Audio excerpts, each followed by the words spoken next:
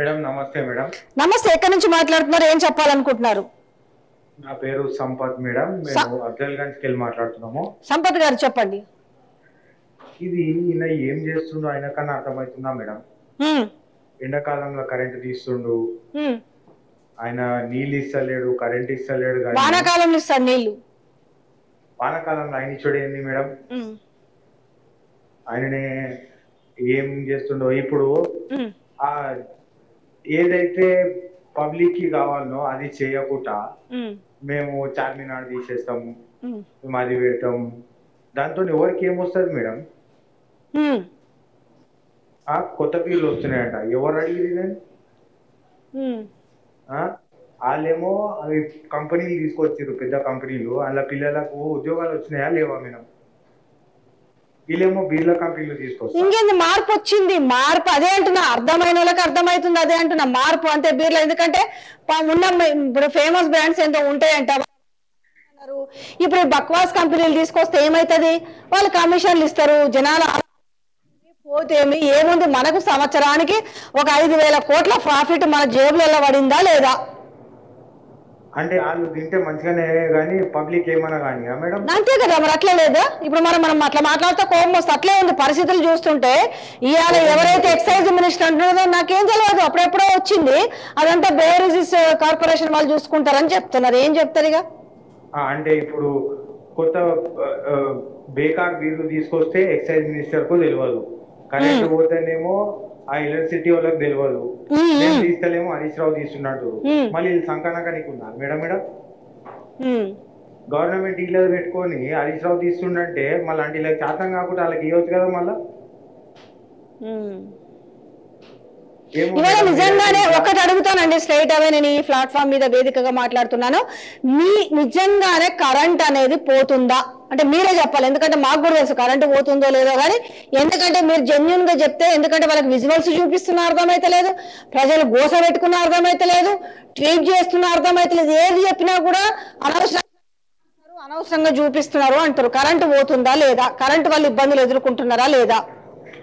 అరే మొన్న హాస్పిటల్లో కరెంట్లో 4-5 గంటలు జాగాలు పోతే అలా ట్రీట్మెంట్ ఆగిపోయింది కదా మేడం. అది అందరు చూసారు కదా. అందులో చూపేయడానికి ఏమున్నది, కానరానికి ఏమున్నది? అందులో అందరు కానొస్తలేదా? అది వీళ్ళు తొండికి ఎత్తుకురు మేడం, వాళ్ళతో ఏ పని అయితే లేదు. కానీ అది ఒప్పుకుంటలేరు వాళ్ళు. ఆ పబ్లిక్ వీళ్ళని ఎట్లా నమ్మిర్రో, వీళ్ళ ఓట్లు ఎట్లా వేసిర్రో వాళ్ళకే తెలియాలి. ఇది కావాలి మేడం, పబ్లిక్ ఇది కావాలి. వీళ్ళు వచ్చి వీళ్ళతోని కుక్క చెప్పు దెబ్బలు తింటేనే పబ్లిక్ తెలివి వస్తుంది. మళ్ళీ వాళ్ళని తెచ్చుకుంటారు మంచిగా చేసిన వాళ్ళు. వీళ్ళు వచ్చి మేము అది తీసేస్తాం. కానీ లోకంగా ఇబ్బందులు పడకూడదు, తెలంగాణ రాష్ట్రం ఆగం కాకూడదు కదండి. ఎంతో కొంత సరే కాస్త పచ్చబడింది తెలంగాణ, కాస్త బాగున్నారు అనుకుంటుంటే ఇంకా దాన్ని మాత్రం ఇది కాకూడదు కదా. సరే ఏదో పాపం వాళ్ళు ఎందుకు వేసిరు ఓట్లు, ఏందో వీళ్ళేందో కాస్త సంక్షేమ పథకాలు చెప్పారు, మాకేందో ఆశ పెట్టిరు కదా, ఇస్తారేమో. ఇప్పుడు ప్రతి మహిళకు 2,500 రూపాయలు అంటే ఎవరు మాత్రం ఆశపడారు చెప్పరు? ఎవరు ఆశపడారు? ఇప్పుడు వీళ్ళు అన్ని చెప్పారు కాబట్టి ఆ ఊర్లలో నమ్మిరాళ్ళు. హైదరాబాద్ లో ఎవ్వరు వేయలే మేడం వీళ్ళ ఓట్లు. హైదరాబాద్ లో జర చదువుకున్న వాళ్ళు ఉంటారు, వాళ్ళకు డెవలప్మెంట్ అర్థమవుతుంది, వాళ్ళు వేసిరు. ఆ ఊర్లలో పాపం రైతులను మోసం చేసి వీళ్ళు మీకు 15,000 ఇస్తామని అదని ఇదని. మహిళల భాగం చాలా ఇదైంది. ఎందుకంటే మహిళలు అనేటోళ్ళు ఎందుకు, ఆడోళ్ళు పాపం 2,500 నెలకు వస్తాయంటే అరే దేనికో దానికి అక్కర వస్తాయి కదా, ఇంట్లో ఖర్చులకో పిల్లల చదువులకో ఈ ఏదో ఒకటి ఆడోళ్ళ ఖర్చులకు అక్కర వస్తేనా 2,500 రూపాయలు ఇస్తేనే వాళ్ళు వేసి ఉంటారు. దాని తర్వాత ఏముంది, వృద్ధులు 4,000 రూపాయల పెన్షన్. మరి పాత గవర్నమెంట్ 2016 అంటే ఇంకో 2,000 అదనంగా వస్తుంది కదా, 4,000 రూపాయల పింఛన్ కదా. నా కొడుకులు నా కోడలు తిండి పెట్టకపోయినా కూడా నా బతుకు నేను బతుకుతా కదా అని వాళ్ళు అనుకొని ఉంటారు. 6,000 రూపాయలు వికలాంగులకు అన్నారు, ఆశ పెట్టి ఏం చేస్తారు? ఇప్పుడు తులం బంగారం అని చెప్పి దానికి అదనంగా తులం బంగారం ఇస్తామని చెప్పి. తులం బంగారం కాదు కదా, వీళ్ళతో తులం వెండి కూడా కాదు. అది అర్థమవుతుంది పబ్లిక్ కి. మీరు ఇట్లానే పబ్లిక్ దిక్కెళ్ళి నిజం ఏమైతుందో అది చెప్తూనే ఉండరు మీరు. ఒక విషయం మీలాంటి నేను రిక్వెస్ట్ చేసేది ఒకటి ఏంటంటే, నేను ఇంకో రేపు ఒక ఐటమ్ చేస్తా, యూట్యూబ్ ఎలక్షన్స్ అని. యూట్యూబ్ లో పెట్టుకొని ఈ రోజు యూట్యూబ్ లో వీడియోలు చేసి ఈ రోజు నిజంగానే పాపం అబద్ధాలన్నీ నిజాలని చెప్తే నమ్మి ఓట్లేసిరు. అయితే అదే యూట్యూబ్ వేదికగా నిజాలను కూడా కొంచెం జనాలకు మనం చేర్చాలంటే మీలాంటి వాళ్ళు జర ఒక లైక్ ఒక షేర్ కొట్టిందే అర్థమవుతుంది. కనీసం జనాలకి ప్రతి ఒక్కరికి వీడియోలు చేరితే గానీ అరే మేమేం నష్టపోయినాము, మేము ఎందుకు ఓటేసినాము, ఎట్లా మోసపోయినాము అనేది వాళ్ళకి అర్థమవుతుంది. అంతే మనం చేయాలి, అవేర్నెస్ కలిగించడమేనండి. మొత్తం మేమందరం తెలంగాణలో ఉన్న పబ్లిక్ ఎంబడి ఉన్నది, మీరు పబ్లిక్ గురించే మాట్లాడుతున్నారు. మీకు ఎవరు ఏం ఇస్తలేరు, ఏం చేస్తలేరు. మీరు చెప్పేది ఒక్కటి కూడా అబద్ధం కాదు, అది అందరికీ తెలుసు. అయినా కానీ ఉట్టిగా మీరు ఇప్పుడు కామెంట్లలో చూస్తే మీరు బీఆర్ఎస్ వాళ్ళు, మీరు అది మీరు ఇది అని ఆడికి వదిలేసినాం. వాళ్ళకే వాళ్ళ విజ్ఞత అనుకున్నాం. ఎట్లా తెలుసా, అసలు ఒక్కొక్కసారి అయితే అరే వాళ్ళకో కుటుంబ సభ్యులు ఉంటారు, వాళ్ళకో ఫ్యామిలీ ఉంటది, అట్లా మనం పెట్టొచ్చా అనేది కూడా కొంచెం విజ్ఞత లేకుండా ఘోరమైన అవి మా నోటితో పలకలేనంత మీ నోటితో పలకలేనంత బూతులు పెడుతుంటారు తెలుసా. అంటే నిజము జనాలకు తెలియకూడదు అంటే బూతులు తిడతారు, నెంబర్ దొరికితే బూతులు తిడతారు, బూతు కామెంట్లు పెడతారు. ఎందుకు చెప్పనా, ఎవరు మన నోరిప్పకుండా బాగాలేకున్నా బాగుందని చెప్పాలి. ఇక్కడ వాళ్ళు కోరుకునేది అదే మరి అని అట్లా చెప్పనీక పానం రాదే, మనసు ఒప్పుకోదే.